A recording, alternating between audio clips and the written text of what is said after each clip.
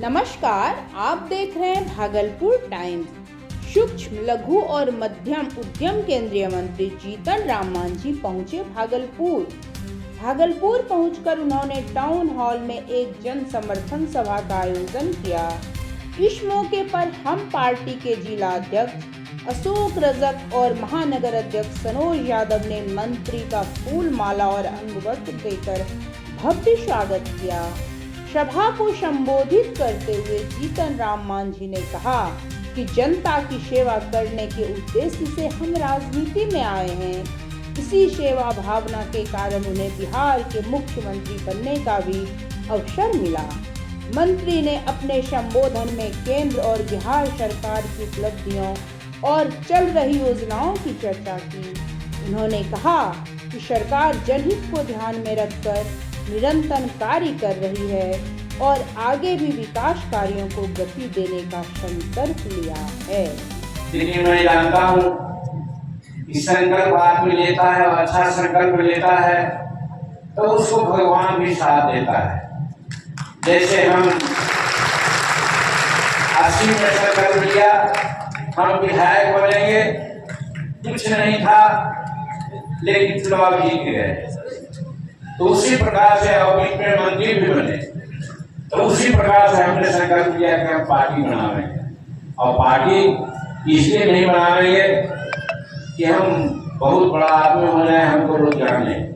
मेरे भाइयों बहनों, हमने दिमाग में यही बात थी कि मुख्यमंत्री के रूप में जो हम काम किया इसको इम्प्लीमेंट करने की जरूरत है, इसको लागू कराने की जरूरत है। कैसे कराएंगे? हम अगर अकेले विधायक होंगे तो अकेला चना भाड़ नहीं छोड़ता है, हम टटराते रहते कुछ नहीं होता। इसलिए मन में बात आई कि पार्टी हम बनाएंगे और पार्टी से लड़ करके हम 10-20 विधायक को लाएंगे और विधायक को वही काम के लिए हम झगड़ा कराएंगे, आंदोलन कराएंगे जिस काम को हमने मुख्यमंत्री हैसियत दिया, और इसीलिए पार्टी हमने बनाई। राजनीति में आया 1980 में टिकट मांगा, टिकट मिल गई।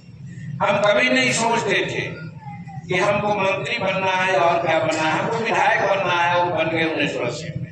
कि अगर हमारी सरकार बनी तो बच्चा से एमए तक के पढ़ाई को फ्री करेंगे ही, हम वोकेशनल एजुकेशन, टेक्निकल एजुकेशन में भी बेटियों की पढ़ाई को हम फ्री करवा देंगे। हम ये वादा करते हैं।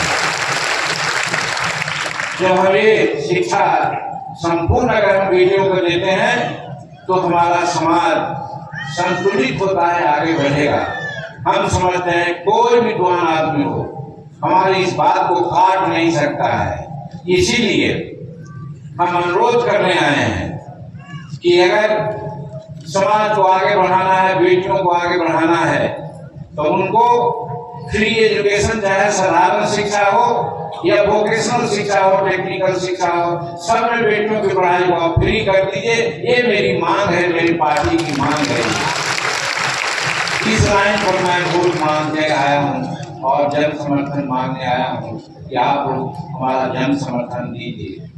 ये अलग बात है, हम एनडीए में हैं, एनडीए के साथ हम हैं, हम जरूर यहाँ कुछ नहीं बोलेंगे, लेकिन हम जब बैठक होगी तो उसमें जरूर हम बोलेंगे कि हमको उचित हिस्सेदारी मिलनी चाहिए। कि जब मुख्यमंत्री हम बने तो हमको लगा, फिर वही जज्बा आया सामने कि अगर मुख्यमंत्री बन गए हैं, हम जानते थे कि बहुत दिन तक मुख्यमंत्री नहीं बनेंगे, लेकिन तो भी दिमाग में बात आई कि हमें कुछ करना है। 3 महीना तक कुछ काम नहीं किया, ताकते थे नीतीश कुमार की ओर। जो नीतीश कुमार कहते थे वो मैं कहता था। लेकिन पेपर वालों को हम बहुत धन्यवाद देते हैं, अखबार वाले, मीडिया वाले सब लोग कहने लगे कि जीतन मांझी एक रबर स्टैंप है, जीतन मांझी रिमोट से चलता है। क्यों? कि जो नीतीश कुमार कहते हैं वही करता है। मेरे भाई बहनों, मेरा जज्बा दूसरी बार उछाल लिया एक जगह कोई जानवर को खाने के समय उछाल लिया कि बड़ी भाग मानुष्य पावा, और दूसरा बार ये उछाल लिया कि अरे हम सिंह कास्ट के हैं, एक मुसलमान परिवार के हैं, हमको मौका मिला है, अगर हम मुख्यमंत्री के रूप में कुछ काम नहीं करेंगे और हम चले जाएंगे और हमारा परिवार जाएगा कोई मंत्री से और मुख्यमंत्री से अफसर से काम कराने, तो लोग कहेगा कि आपका भी तो आदमी था, क्या किया वो नालायक ने, गाली देगा।